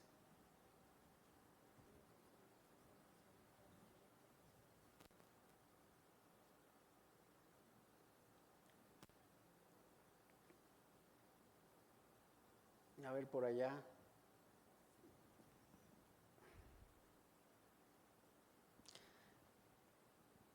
¿Alguien sabe lo que dispone el artículo 61, fracción 17, segundo párrafo de la Ley de Amparo? Cuando se promueve un recurso, cuando se promueve el amparo contra una determinación en el procedimiento penal acusatorio, tienen etapas, tenemos una etapa inicial, una investigación inicial dentro de esta, complementaria, luego pasamos a una etapa intermedia de depuración de hechos o de pruebas y finalmente vamos al juicio oral. ¿Qué establece la ley de amparo? Dice que cuando se promueva amparo con algún acto intermedio, contra algún acto intermedio, que es amparo indirecto, la suspensión se da de manera automática para el efecto de que ese procedimiento, una vez concluida la etapa intermedia, no pase a juicio. Ahí tenemos otra suspensión que está en la ley de amparo, precisamente. Una suspensión por Ministerio de Ley para que no se pueda emitir el auto de apertura judicial hasta que se resuelva sobre el juicio de amparo en contra del auto de vinculación a proceso. Es correcto. Entonces aquí me llamó la atención esta tesis porque dice que en el juicio de amparo se debe hacer esta acotación en el cuaderno principal cuando se determine lo conducente. O sea, la duda era, bueno, ¿hay que abrir un incidente de suspensión para esto? O si está en la ley, como bien lo dice, por Ministerio de Ley, por default, se tiene que suspender el procedimiento, no puede pasar a la etapa final, como lo tiene que decir el juez. Lo tiene que decir a petición de parte, de manera oficiosa, en el cuaderno principal o abrir un incidente de suspensión. Ese era el debate, ese fue el debate precisamente en ese criterio que es la jurisprudencia 37-2023 de la primera sala, donde existía eso. O sea, vamos a tener suspendido el procedimiento y tenemos que abrir un incidente de suspensión. Pues no, es algo muy extraño. Basta con que en el cuaderno principal se diga que se tendrá que suspender el procedimiento ordinario hasta en tanto se resuelva el juicio de amparo en definitiva, a efecto de que no pase a la siguiente etapa del proceso. Y es que aquí, aunque no se hubiera solicitado la apertura del incidente de suspensión, de acuerdo al numeral que señaló de la ley de amparo, de acuerdo al numeral que señaló de la ley de amparo, por Ministerio de Ley se suspende el proceso y por eso bastaría el pronunciamiento en el cuaderno principal, aunque no existiera el incidente de suspensión. ¿Sí? Sería así, ¿no? ¿Sí? Me surge la duda entonces, si es por Ministerio de Ley, entendería que incluso si el juez de distrito no hace el pronunciamiento respecto de la suspensión, la autoridad responsable tendría la obligación de suspenderlo. Sí. Lo que pasa es que llegó ese criterio pues de casos que se alegan y se apuestan a muchas cosas, ¿no? Uno como litigante pues tiene que hacer valer violaciones y al procedimiento y muchas cosas que pues llegan finalmente a la Suprema Corte, a los plenos y se determina lo conducente. Entonces, se los traje nada más para que ustedes vean que también hay un tema de suspensión distinta a las otras. Por Ministerio de Ley, qué buena observación hizo usted, en el sentido de que independientemente que lo haga en el principal o a través de otro cuaderno, o que no se pronuncie expresamente el juez de amparo, pues estamos en el entendido de que no podemos avanzar a la siguiente etapa si no quedan concluidas las anteriores. Y no quedan concluidas las anteriores si, por ejemplo, hay una impugnación del auto de vinculación a proceso. Ni siquiera hemos pasado tampoco en ese momento a la siguiente etapa. Entonces, lo que se permite es, el legislador estableció para que no se suspenda al momento en que se emita la vinculación a proceso, porque puede ser, ¿no? Creo que fue esa la razón, esa fue la razón. Promovemos amparo indirecto contra la vinculación a proceso y entonces pedimos la suspensión para que no se ejecute la vinculación a proceso. Eso ameritaría incidentalmente dilucidarlo, ¿no? Entonces puede acontecer, por eso deja abierta la Corte aquí la oportunidad de que sea el pronunciamiento sobre la suspensión debe hacerse en el cuaderno principal y excepcionalmente en el incidente de suspensión, porque puede ser que yo pida la suspensión para efecto de que pues no se cite no se lleve a cabo una técnica de investigación, X o Y circunstancia durante el procedimiento penal, y entonces ahí sí vamos a tener un incidente de suspensión. Pero la regla general es que puede avanzar, o sea, eso no lo va a detener, y todo lo que, si se llega a conceder el amparo, pues se va a retrotraer desde la etapa intermedia hasta el momento en que se determine que existió una violación. Lo que yo llegué a ver es que se solicitaba la suspensión. Que se solicitaba la suspensión en el amparo en contra de la vinculación a proceso para que se suspendiera la investigación complementaria. Es decir, para que no avanzara, y hasta que se resolviera el amparo en contra de la vinculación, se continuara con la investigación complementaria, a efecto de que no continuaran los subsecuentes actos del proceso. Sí, exacto, pues cada etapa tiene sus… Adelante.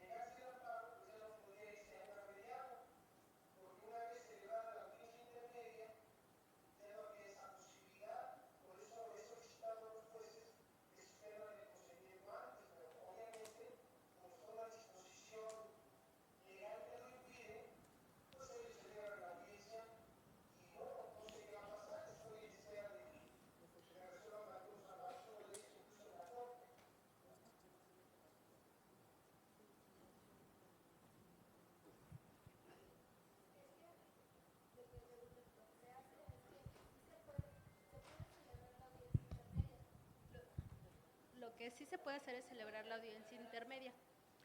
Lo que omiten hacer los jueces es el auto de apertura a juicio. Sin embargo, hay jueces que dicen, no voy a llevar a la audiencia intermedia porque estoy como violentando el principio, ¿no?, de continuidad. O sea, y aparte, ¿cuánto tiempo va a transcurrir en lo que se lleva la audiencia intermedia?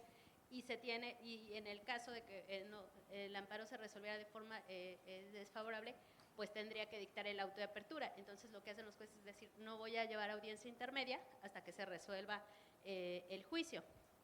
Y la otra es que hasta en tanto no se emite el auto de apertura, pues entramos a la otra etapa, que ya es la del juicio, porque así es como se establecen las etapas en el Código Nacional. Entonces, yo creo que aún y llevándose la audiencia intermedia, si no se ha dictado el auto, creo que sí se podría llevar un procedimiento abreviado, porque justo la etapa inicia con esto, con el dictado y la remisión al Tribunal de Enjuiciamiento, en mi opinión.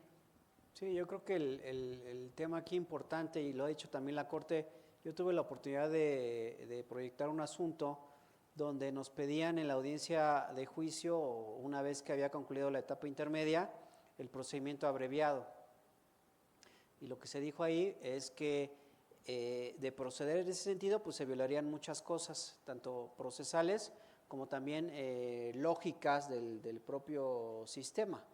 Si tenemos oportunidades muy importantes durante las etapas anteriores y hasta antes de que se dicte el auto de apertura a juicio, pues es donde tenemos que realmente llevar a cabo pues alguna terminación anticipada del proceso o forma salida alterna.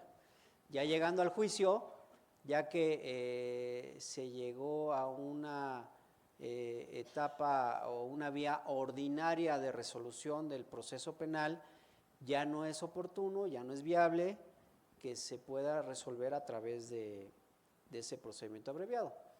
Y esto también implicaba, y también se alegaba, o se alega, no sé si sigue alegando en este sentido, de que se solicitaba ya, o la parte imputada lo solicitaba porque aducían que era un derecho fundamental, ¿no? También ese es un tema importante.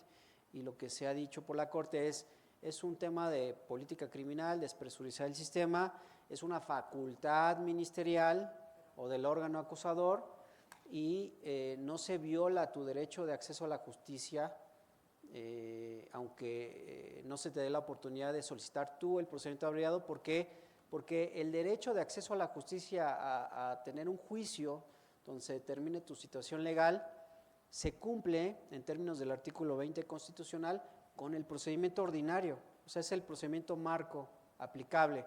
Ya si existe alguna otra forma de concluirlo, es otra cosa, es distinto, pero tu derecho es ese, que se te siga un proceso donde puedas ofrecer pruebas, donde puedas alegar, donde puedas ejercer el derecho de defensa, y un proceso ordinario que llega a juicio, pues lo cumple como tal. Entonces aquí yo creo que si ya se dictó el auto de apertura a juicio, ya no habría forma de regresarnos a algún acto anterior. Y tengo entendido que han salido últimamente criterios en relación al cierre de etapas procesales.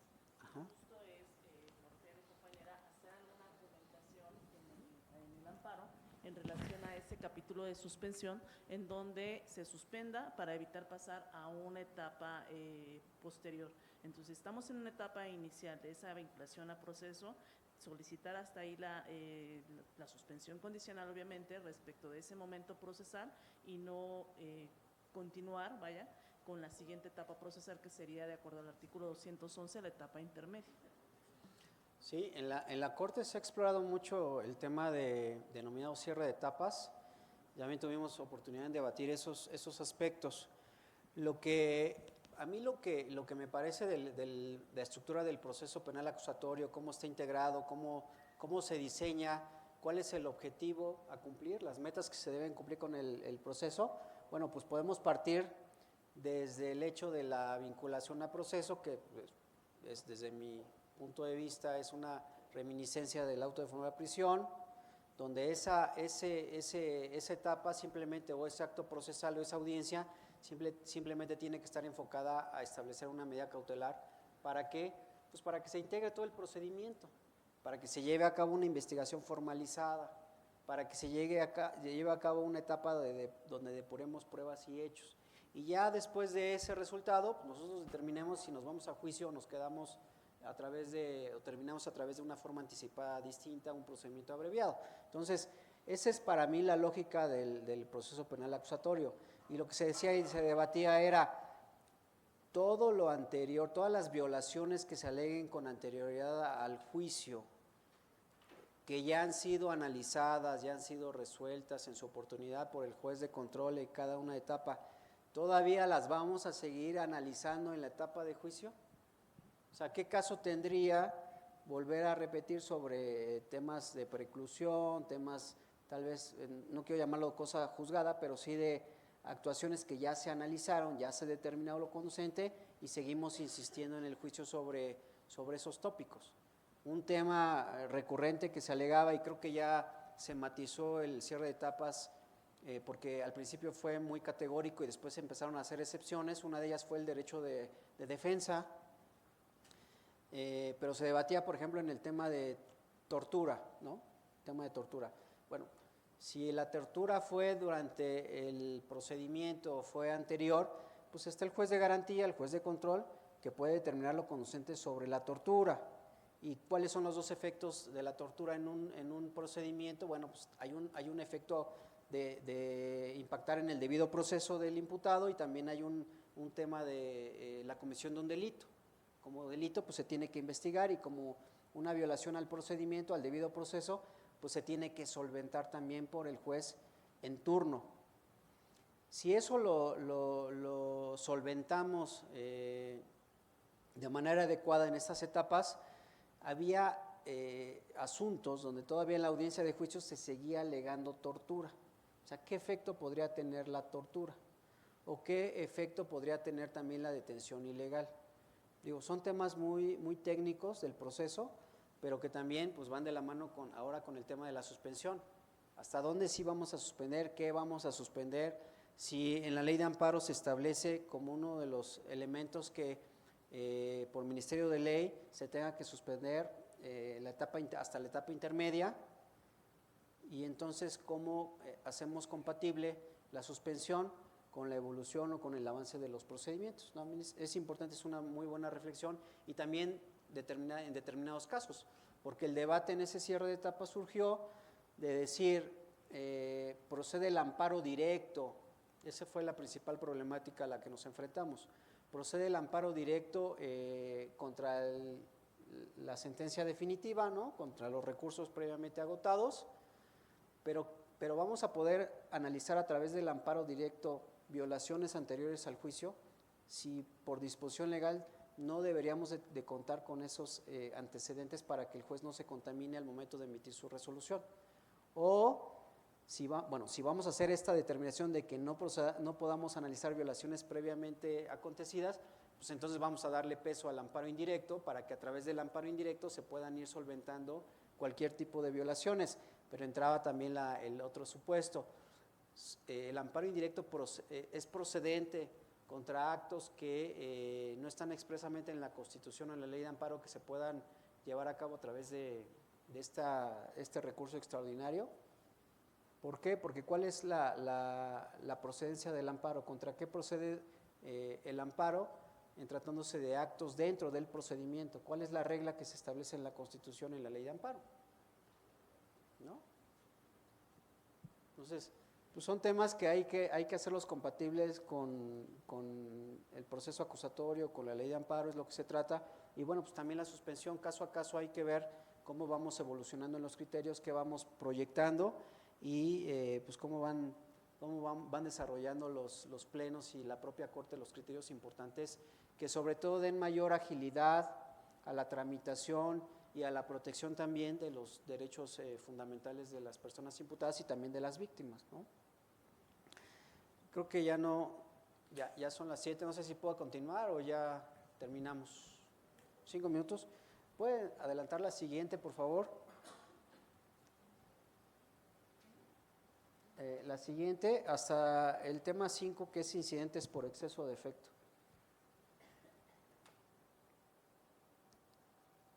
Ahí, por favor. Existen varias figuras para poder controvertir las determinaciones que se emiten en la suspensión. Tenemos el caso del incidente por exceso o defecto en el cumplimiento de la suspensión, y este está regulado en el artículo 206 a 209 de la Ley de Amparo. ¿Cuál es su procedencia? Es una instancia que permite reclamar a la autoridad responsable, esto va en contra de la autoridad responsable, el incumplimiento de la resolución sobre suspensión, sea principal o incidental o en incidencia, el exceso o defecto en la ejecución del auto de suspensión de plano definitiva, y también nos sirve para controvertir la admisión de fianzas o contrafianzas ilusorias o insuficientes por notoria mala fe o negligencia inexcusable. Puntos a destacar, la siguiente por favor. El incidente puede ser promovido por el tercero interesado en favor de quien se admitió la fianza, por ejemplo, por la parte quejosa en favor de quien se admitió la contrafianza, o por cualquier persona, las partes o incluso una extraña al juicio que se vea afectada por la ejecución excesiva o defectuosa de la suspensión. Tenemos también el defecto en la suspensión, significa que la autoridad no realizó todo aquello que le fue ordenado con la suspensión, y el exceso significa que la autoridad realizó actos de más o adicionales a los debidos conforme a la suspensión. El incidente puede tramitarse en amparo indirecto cuando se combata el exceso o el defecto, y en amparo directo cuando se combata el exceso o el defecto y cuando se impugne la determinación de la fianza o contrafianza. La siguiente, por favor.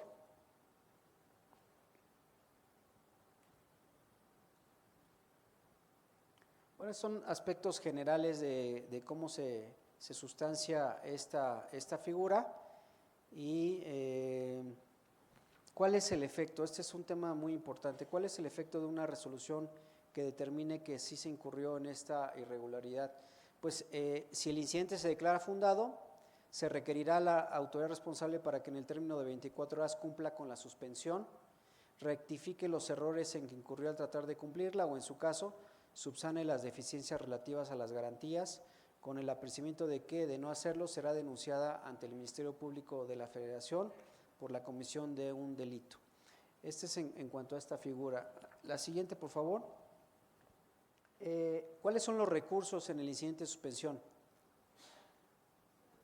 Dice, al impugnar la determinación del órgano de control constitucional en contra de la resolución que decida, niegue u omita pronunciarse sobre la medida cautelar, deberá atenderse a las diferentes hipótesis que prevé la Ley de Amparo. Tenemos contra la suspensión provisional, por ejemplo, tenemos el recurso de queja en amparo indirecto, y dice el artículo 97 de la Ley de Amparo: el recurso de queja procede en amparo indirecto contra las siguientes resoluciones: las que conceden o nieguen la suspensión de plano o la provisional. Ese es el recurso correcto. Las que se dicten durante la tramitación o el juicio o del incidente de suspensión que no admitan expresamente el recurso de revisión y que por su naturaleza trascendental y grave puedan causar perjuicio a alguna de las partes.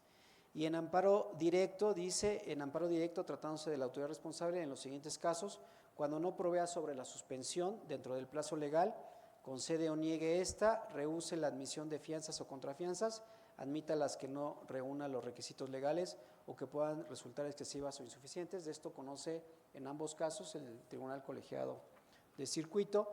Y el artículo 97, fracción primera, inciso G, de la Ley de Amparo, prevé el incidente de exceso o defecto en la suspensión, el que les acabo de comentar. Y un tema que les traía sobre la mesa también importante es el aspecto tan debatido y tan sonado sobre la reciente reforma al tema de la suspensión, de la procedencia de la suspensión, cuando el acto reclamado sean leyes y se acote a que solamente el efecto pueda implicar el beneficio, en su caso, de la persona que promovió el amparo, ¿no? Esto pues es en contraste a lo que en muchas resoluciones se han emitido, tanto de jueces de distrito en suspensión, como también en criterios de la Suprema Corte, sobre todo en temas que atañen a pues, grupos vulnerables, el interés legítimo, el tema del medio ambiente y cosas relacionadas. Ya no lo pudimos tocar o debatir, pero bueno, les dejo la presentación para que el maestro se las reparta con todo gusto, y por mi parte es todo. Espero haberles podido pues dar algún tipo de orientación sobre el tema de la suspensión. Es muy amplio el tema de la suspensión, hay muchas resoluciones sobre la suspensión, casos también, actos reclamados que se alegan, y yo les sugiero que pues en su día con día, en su actuación cotidiana, pues exploren aún más el tema de la suspensión, porque como se los dije desde un principio, es un instrumento fundamental para preservar la materia del juicio, y tiene sus reglas que también nos van a favorecer, y efectos sobre todo restitutivos, y además también pues el contraste con actos que a todas luces puedan ser inconstitucionales. Eso va a ser un elemento trascendental para que nos puedan otorgar o conceder una suspensión en los casos que nosotros estemos al frente o defendiendo. Muchas gracias. Gracias. A nombre de la magistrada Taisia Cruz Parcero, directora general del IFDP, pues le entrego la presente constancia al magistrado Suleiman Meraz Ortiz por su participación como ponente en las jornadas de actualización jurídica para personas defensoras públicas llevadas a cabo los días 2 y 3 de julio de 2024 en la Ciudad de México. Muchas gracias y qué gusto tenerle por acá. Muchas gracias, maestro. Pues al contrario, un gusto poder acompañarlos, y espero que en futuras ocasiones también podamos estar por acá. Gracias. Gracias. Gracias a todos y buenas noches.